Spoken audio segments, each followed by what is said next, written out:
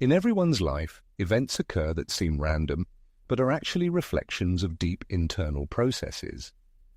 Have you ever wondered why certain people come into your life, why certain attachments arise, and why the same scenarios repeat themselves?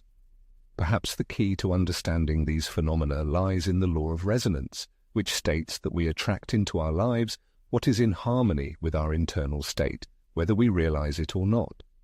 Even the most complex relationships carry important messages that our ego may ignore, but are necessary for the growth and development of the soul. Carl Jung, the renowned Swiss psychiatrist and philosopher, believed that the most significant meetings of souls are predetermined long before people meet in the physical world. If this is indeed the case, what lessons can be learned from one's relationships? What do they say about oneself? Understanding the principles of the law of resonance in relationships allows one to see that seemingly random encounters are actually manifestations of the unconscious. Think back. There must have been moments in your life when someone suddenly appeared and everything changed. A chance glance, a conversation, a mistake in a message. This may seem like a coincidence, but it is actually a pattern. There are fateful encounters that turn the usual order of things upside down, which defy rational explanation, lack any predictability, and do not obey any algorithms. It seems as if their occurrence was predetermined from above, as if some force attracted these people to each other, even without a conscious desire to do so. It seems that an invisible thread connects two life paths that previously existed in completely different planes. The eminent psychologist Carl Jung argued that some relationships originate long before life defines them. This is not just beautiful words, but a scientific theory based on the concept of the collective unconscious. Jung believed that behind external events lies a deeper meaning, a symbolic intelligence that guides us to the experiences we must undergo, assimilate, heal, or transform. In this context, chance does not exist, for it is itself a manifestation of a pattern. This is the language that is commonly called fate. Perhaps this is nothing more than the interaction of our unconscious with the surrounding world. A certain resonance arises between a person and what they attract into their life. This resonance is invisible and inexplicable from a logical point of view, but it is quite real. It manifests itself in recurring situations, in the appearance of people who reflect our own qualities, in connections that, even if brief, leave an indelible mark on our soul. When fate brings a person together with someone who brings chaos or, conversely, light into their existence, it is not accidental. Sometimes the newcomer becomes the key to solving a long-standing problem, and sometimes they reveal aspects of the personality that it was not even aware of. They can act as a mirror, a provoking factor, a harbinger of change, or even a bridge to a new life, but they are never neutral or insignificant. Deep within the human psyche lies the self, a core that attracts these significant encounters. The self possesses knowledge that is inaccessible to the ego and acts through symbols, dreams, and synchronous events, often using another person as a reflection of what we cannot see alone. A close look at one's life path reveals that the right people appear at the most unexpected moments. They are not always pleasant and easy to communicate with, but they always appear on time. The soul recognizes a kindred spirit even before it knows its name, and this meeting changes the natural course of life. There is an attraction to what is in harmony with a person's inner world. This is the basis of the law of psychic resonance, according to which external experiences, especially meetings with other people, reflect the internal state of the psyche. This is not just about esoteric energy, but about emotional, symbolic, and unconscious vibration. A person attracts what is on the psychic frequency of their inner field, including wounds, shortcomings, unrealized desires, unresolved traumas, and suppressed parts of the personality. Another person often acts as an emotional mirror, which accurately reflects what the personality has not yet been able to see or accept in itself. That is why some people touch the most delicate strings of the soul, while others do not evoke any emotions at all. That is why some relationships develop easily and effortlessly, as if by magic, while others turn into a real tangle of contradictions and complexities. The surrounding world, like a mirror, reflects the internal state of a person, even if this is not always obvious at first glance. This invisible vibration, which cannot be measured by precise instruments, manifests itself in symbols, recurring patterns of behavior, and situations. The unconscious communicates with a person not through logical reasoning, but through the language of symbols, and the surrounding world turns into a theatrical stage where these symbolic performances unfold. Recurring situations, similar characters, familiar names, feelings of déjà vu, all this may be an attempt by the subconscious to convey important information. Pay attention, there is something here that requires your awareness. A person's psychic field actively emits signals, even if they seem quiet and imperceptible. These signals subconsciously attract people who vibrate on a similar frequency, or those who are able to awaken in a person what is striving to break free. Therefore, a person does not always attract into their life what they desire, but often exactly what they subconsciously try to avoid. This happens not as a punishment, but due to the law of vibrational correspondence. This law also explains why certain connections seem inevitable, despite all attempts to distance oneself. A certain force relentlessly pulls back, even if the mind insists that there is no point in these relationships. The emotional connection turns out to be stronger than rational arguments. Interaction occurs at a deep level beyond the understanding of the mind, and it is at this level that the most significant personal transformations unfold. In the fabric of life, no event happens by chance. Behind every twist of fate lies a specific purpose. Even the most complex and contradictory relationships carry a hidden subtext, a lesson, or an opportunity for growth. The world around us is not something external and detached, but rather a true reflection of our inner state, our thoughts and feelings. Some meetings inspire and uplift, while others, on the contrary, cause a storm of emotions and upheavals. However, in almost every one of them you can find that very crack, when someone or something touches the most secret corners of the soul, those aspects of personality that are usually hidden from prying eyes. And this is not a coincidence, but a manifestation of psychic complementarity. As Carl Jung noted, the human ego is limited by its very nature. It forms identity based on conscious choices, determining who a person wants to be, what to show to others, and what to consider acceptable. However, everything that has been rejected due to fear, shame, or ingrained habits does not disappear without a trace, but goes into the unconscious. It is these repressed aspects of personality that a person tends to attract into their life. The mind strives for harmony and balance, which are not always realized by the ego, and achieves this by bringing closer to itself what it lacks. Thus, rational thinking is fascinated by intuition. Someone striving for control encounters spontaneity, and a pragmatist meets a dreamer. And this is not a simple coincidence, but a message from the depths of the subconscious. Pay attention to what you left behind, what you rejected or forgot. Meetings with people who are radically different from us are rarely cloudless. Often they generate disagreements, internal resistance, and even hostility.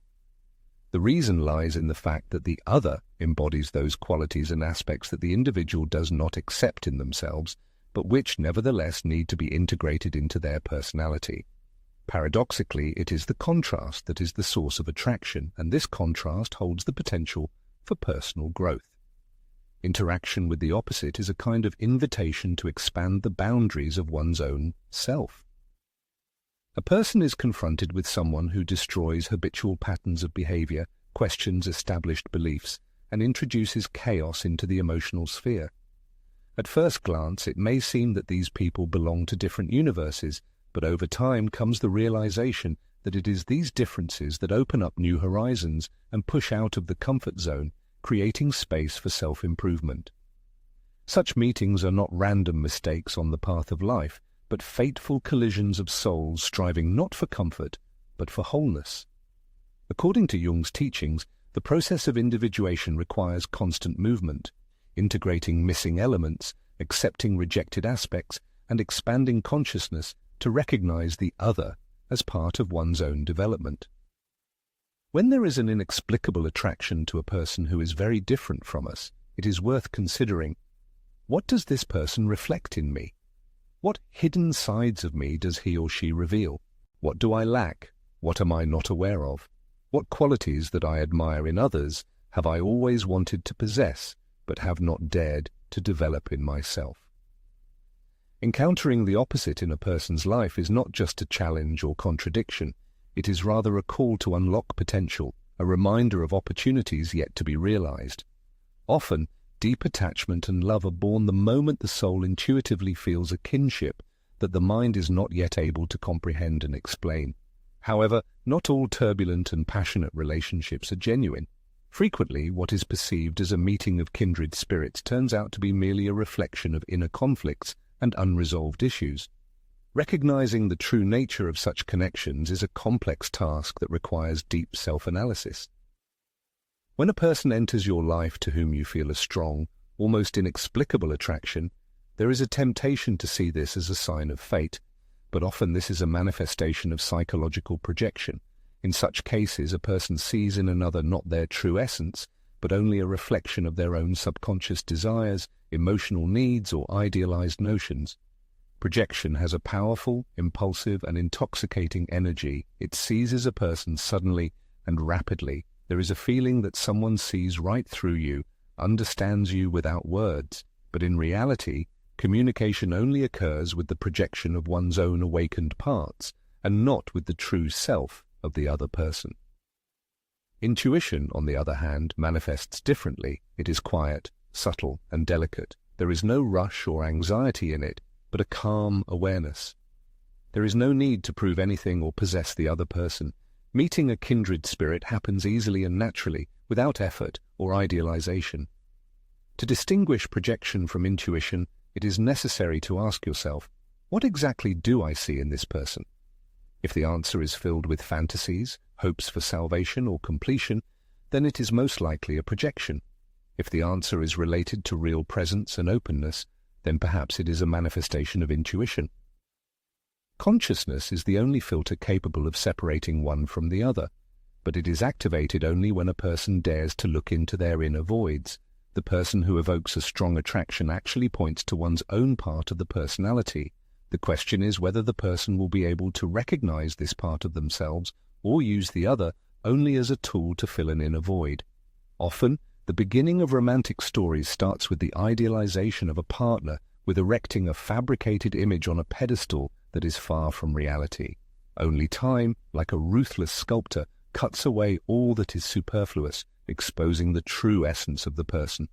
And when the veil of illusions falls, the moment of truth arrives, which can bring bitter disappointment, burning pain, and righteous anger, but at the same time grants precious clarity. Projection itself is a perfectly natural phenomenon inherent in human nature. The danger lies elsewhere, when a person becomes so immersed in the world of their own fantasies that they lose touch with reality and do not notice how the fictional image overshadows the true personality. Not every meeting is destined to last forever, but each one carries a valuable lesson. Some people appear in our lives to awaken a dormant desire to save ourselves, breathe new hope, and point the way to healing. Others, on the contrary, serve as a reminder that wholeness and harmony already live within us. We just need to discover them for ourselves. The task of each person is to learn to carefully and consciously recognize the source of strength that nourishes relationships. One should not blindly trust the first impression, because not all that glitters is gold. Behind the mask of a kindred spirit may be hidden only an echo of old, unlived desires that yearn to break free and find a voice. People who evoke a storm of negative emotions deserve special attention: anger, jealousy, irritation, instant antipathy. The first reaction, rejection, condemnation, a desire to distance oneself, is quite understandable. However, before giving in to it, it is worth pondering. Such intense feelings do not arise out of nowhere. They are a sure sign that the shadow side of the personality has been touched, the part that a person tries to hide from themselves and others. In Carl Jung's analytical psychology, the concept of the shadow is revealed as a collection of unrecognized aspects of the personality, and not as an exclusively negative phenomenon. The shadow includes character traits, aspirations, impulses, and feelings that an individual rejects from their conscious self, but they continue to exert a hidden but powerful influence on behavior. Relationships between people serve as one of the most common channels for the manifestation of the shadow. Often, a person tends to reject in others those qualities that they cannot accept in themselves. For example, displays of arrogance in others can be irritating because they serve as a reflection of a suppressed feeling of vanity in the observer themselves. Anxiety caused by the instability of others may indicate hidden vulnerability within.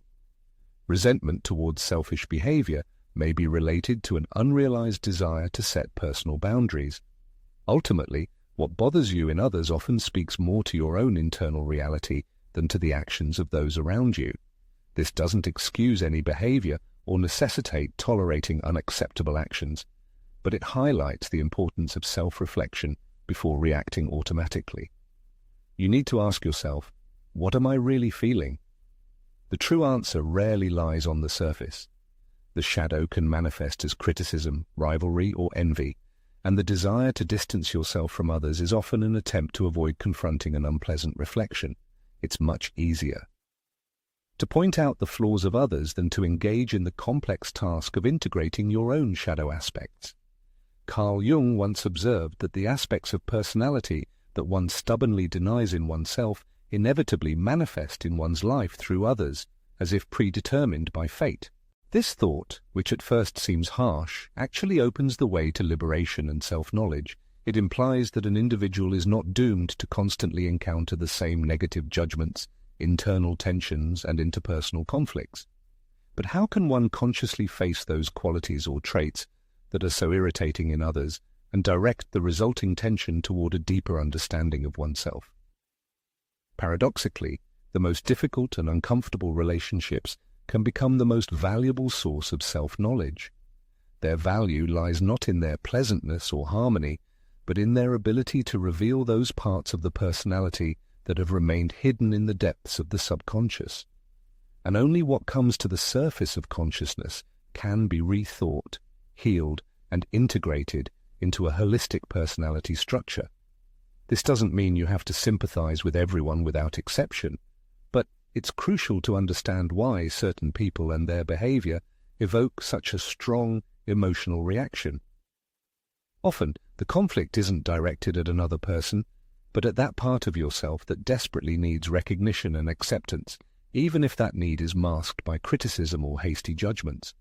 A person may believe that they are making conscious choices, controlling their relationships, and have learned from past experiences that they are now different. However, sometimes they don't even notice how they find themselves in the same situation again, attracting the same type of people, experiencing the same disappointments, and feeling the same oppressive emptiness.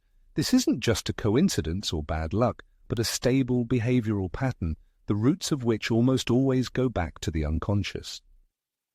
The unconscious stubbornly reproduces those situations and relationships that resemble deeply imprinted memories from the past, especially from childhood, from the earliest relationships with loved ones, from the experience of early deprivation and shortcomings. It recreates them not out of malice or vindictiveness, but because these experiences contain an unresolved question that needs to be understood, reworked, and transformed. A person may rationalize their actions, find excuses, make promises that this time everything will be different. But if the core of the old wound is still bleeding, it will continue to influence their decisions, distort their perception of reality, and make them believe that they are experiencing love, when in reality they are only trying to heal an old emotional trauma, heal a wound of rejection, or receive a confirmation of their own worth that they never received in the past. It seems that a person repeatedly falls into a vicious circle, becoming infatuated with those who are unable to reciprocate, finding themselves in relationships that cause pain, and feeling lonely even when surrounded by others. And the point here isn't a desire for suffering, but a subconscious search for a way out of a situation that hasn't yet been resolved. This repetition becomes a kind of attempt by the subconscious to complete the unfinished, as if staging a scene with the hope of a favorable outcome. However, As practice shows, healing comes not from the outside, but from within. Recognizing what requires attention and care isn't a reason for self-flagellation, but rather an indication of the peculiarities of the mental organization that can be changed with a conscious approach. It's important to analyze your own behavior patterns with utmost frankness. Why there is an attraction to those who can't be there, why a person settles for less than they deserve, and why the intensity of feelings is mistaken for love. Awareness of these patterns can break the vicious circle, opening the way to new choices that correspond to the present self, and not to traumatic past experiences. A person isn't doomed to be a slave to their habitual patterns of behavior, but in order to break free from their captivity, it's necessary to recognize that for a long time they determined their choice. Only when this realization becomes crystal clear will it be possible to create a new story where relationships are built on respect for one's true self rather than repeating past mistakes. Joseph Murphy's book, The Power of Your Subconscious Mind, is a valuable resource for understanding the deep mechanisms that determine human relationships and life experiences. The author reveals the concept that the subconscious mind plays a key role in shaping behavior, decisions, and even the encounters that occur in a person's life. Murphy argues that conscious desires and intentions can be nullified by deep subconscious beliefs. If ideas about rejection, abandonment, inadequacy, or worthlessness are ingrained in the subconscious, then a person will attract corresponding situations and people into their life. The subconscious is likened to fertile soil, where sown thoughts, experiences, and emotional beliefs sprout into reality. At the heart of this process lies the law of resonance. A person's inner core vibrates, and this vibration attracts external experiences that correspond to it. Relationships, reunions, repetitions of life scenarios, all this is not a random coincidence, but stems from internal vibrations, even if a person is not aware of them. One of the most interesting aspects of Murphy's teachings is the idea of reprogramming the subconscious. By changing one's beliefs and cultivating more conscious mental images and emotions, a person can change their vibrational field and, as a result, what they attract into their life. The book, The Power of Your Subconscious Mind, allows one to realize that most relationships that arise in life are not just a conscious choice, but a reflection, an external manifestation of what still needs healing, integration, or strengthening within the personality. If you feel that life is going in circles, attracting the same type of people or recurring events, the book The Power of Your Subconscious Mind can open up new horizons. It is not just a self-improvement guide, but a deep, accessible and practical guide to understanding the workings of the mind and the internal changes necessary for positive changes in the external world. If you are ready for a new stage of self-knowledge, striving to understand the meaning of recurring meetings and situations, it is recommended to refer to this book. It is important to realize that not all relationships are designed to complement us. Some serve as a reminder of our original wholeness. Such connections are based not on deficiency but on presence. They do not feed illusions or fill voids, but simply share space, possessing a deep healing potential. Healing relationships are not always the most passionate or romantic, but those in which you feel safe to be yourself without having to play a role. They involve genuine listening, respect for silence, and acceptance of your imperfections. In a healing relationship, the partner does not seek to remake you in their own image, but becomes a reliable companion on the path of your personal transformation.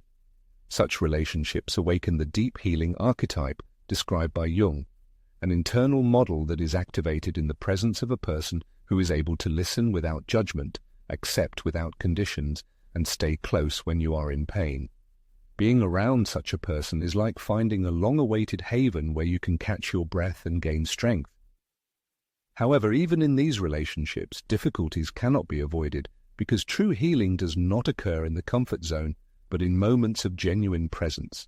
Sometimes a partner can point out how far you have strayed from yourself, gently highlighting those aspects of your personality that you are carefully hiding. The purpose of these revelations is not to cause pain, but to help you open up to yourself. And if this disclosure occurs with love and care, It triggers the process of restoring everything that has been broken within you. Often we place hopes on our partner that they will fill the internal void and compensate for our shortcomings, but healing relationships do not make such promises. Instead, they offer a mirror in which you see your true self, a support to lean on in difficult times, and a truth that helps you move forward. And although this approach may seem softer, it has much more power because it returns to you your autonomy, which is so often taken away by relationships built on a sense of inadequacy. Healing love is not a promise of unconditional salvation, but rather a reminder of the inner ability to self-repair and rebirth. It is like a strengthening balm, giving strength for conscious movement forward, not carrying in one's arms, but reliable support that does not restrict freedom. Such relationships do not necessarily last forever. Sometimes they are fleeting, like a single season, warming the soul, revealing dormant facets of the personality, and then letting go, leaving an indelible mark. They teach the art of deep connection without losing one's individuality. These relationships arise not to fill an inner void, but to awaken the memory of one's own resources and possibilities that may have been forgotten. It is from this recollection that healing is born, quiet and unobtrusive, without dependence, only through presence. Each interaction with another person awakens something within, whether it is a dormant strength, a long-standing wound, or an unexpected role. The other person acts as an activator of an archetype. In Jungian psychology, archetypes are universal structures of the collective unconscious, common to all of humanity. They manifest in patterns of behavior, symbolic images, and deep emotions.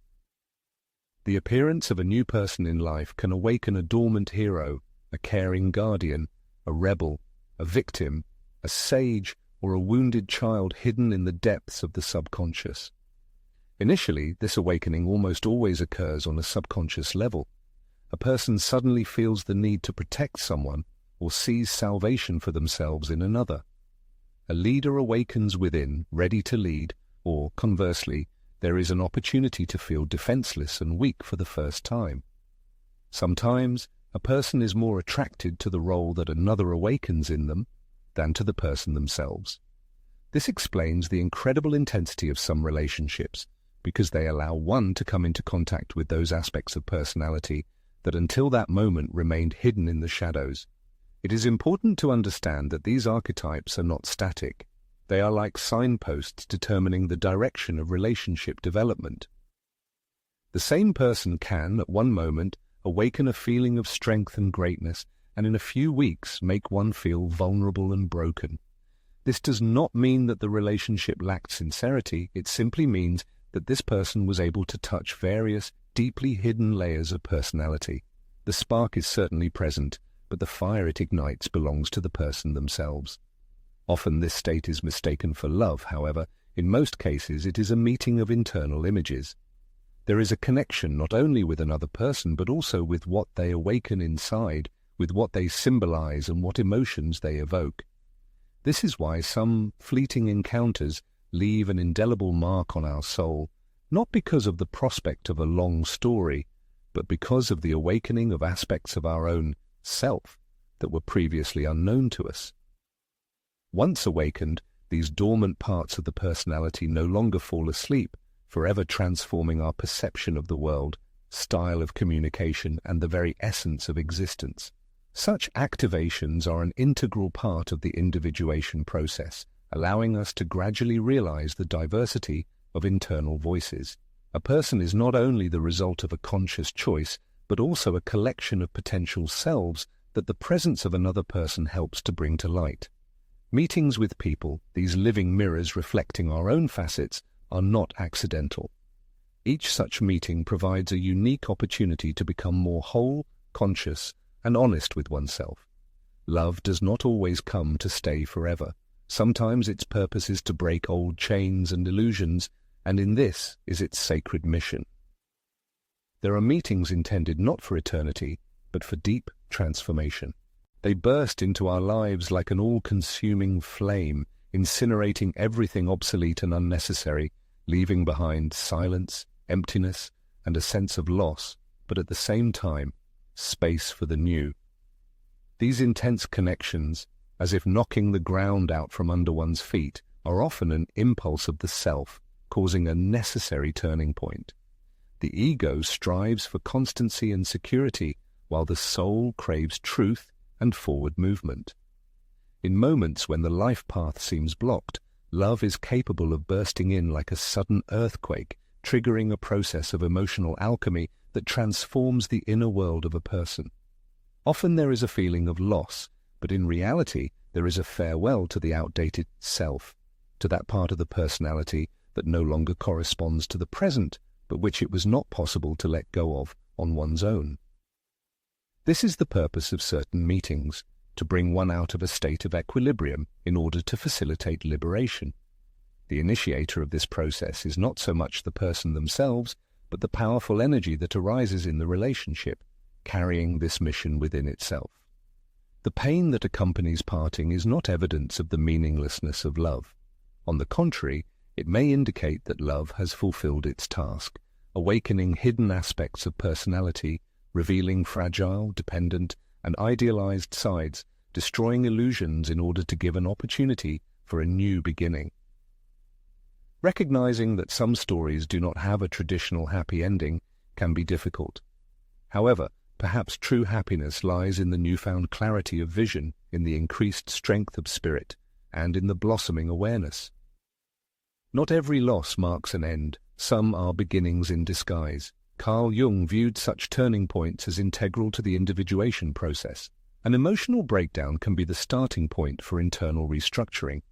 When love breaks a heart, it exposes what did not align with true needs, thus preparing the ground for something more authentic, conscious, and fulfilling. In life's kaleidoscope, there are individuals whose love manifests in unexpected ways, in a desire to disrupt a person's familiar world. Without realizing it, they seem to push them out of their comfortable zone, diverting them from a path that is no longer relevant. Their actions, however painful they may seem, propel them toward rebirth, toward a new stage of life. Such encounters are not random mistakes of fate, but deep patterns. Over time, gaining emotional maturity, one realizes that this turning point was necessary, that it was the only way to build something more authentic in place of the former outdated structures. But there are also other people who appear in life only for a short period. They do not stay forever, do not accompany in everyday affairs, but leave an indelible mark. Their role is to open a new door, to touch dormant corners of the soul. After their departure, there remains a void, which at first seems like silence, but over time turns into a valuable lesson. Not every connection is destined to be eternal. Some relationships are predetermined only for a certain period, short, intense, but precise. The human soul intuitively feels when the presence of a certain person is necessary only for a while, and further continuation of communication will become violence. The ego may cling to the past, but the wise soul understands the need to let go. Accepting the completion of a certain stage of life does not diminish its significance. On the contrary, it speaks of a respectful attitude towards the experience, without futile attempts to hold on to what must go. It is from such awareness that forgiveness is born, acting not as justification for someone's actions, but as liberation from the burden of the past. By forgiving, one breaks the invisible threads that bind them to the past, not erasing the events that have occurred from memory, but getting rid of the burden that cannot be changed. To forgive is not to turn a blind eye to mistakes or consign pain to oblivion, but rather to stop fueling what causes suffering. It is accepting the fact that each person, including oneself, acts in accordance with their level of awareness at this stage of life. True forgiveness is not directed at another person, but at the inner world of the forgiver, at the world they choose for themselves. Gratitude is not an attempt to see the world through rose-colored glasses, but a sincere recognition and awareness that despite the pain experienced, certain changes have occurred, something has awakened and matured inside, even if this process was accompanied by tears and silence.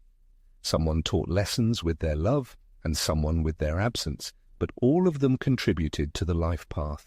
Life is cyclical, and each meeting brings a new lesson, Some people show what true love is, others what it is not. Someone heals emotional wounds and someone, on the contrary, breaks hearts, but all of them, without exception, shape the personality.